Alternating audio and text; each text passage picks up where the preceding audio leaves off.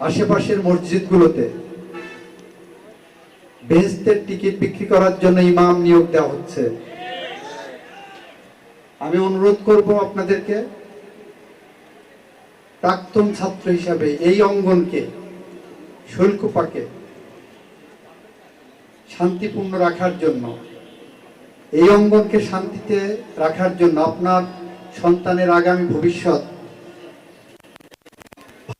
জন্য বেহেশতের টিকিট বিক্রি করার যে উদ্যোগ যারা নিয়েছেন, সেই জায়গাটা আপনারা জনসচেতনতা বৃদ্ধি করে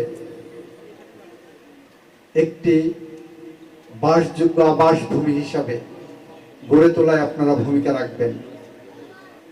আমি আপনাদের সাথে থাকবো, পাশে থাকবো। আমার দল করার কারো দরকার নাই। আপনাদেরকে আমি বলছি না যে আপনি আমার দল করেন, আমি বলছি আমার পাশে থাকেন মাদক নির্মূলে এবং মৌলবাদ নির্মূলে। মাদক এবং মৌলবাদ এই সোসাইটিকে যাতে গ্রাস করতে না পারে, সন্ত্রাস দুর্নীতি যাতে এই সোসাইটিকে গ্রাস করতে না পারে, সে বিষয়ে আমি আপনাদেরকে আমার স্বপ্নের সারথি হিসেবে চেয়েছি। আশা করি সেই স্বপ্নের পথে আপনারা আমাকে সহযোগিতা করবেন। এই কথা বলে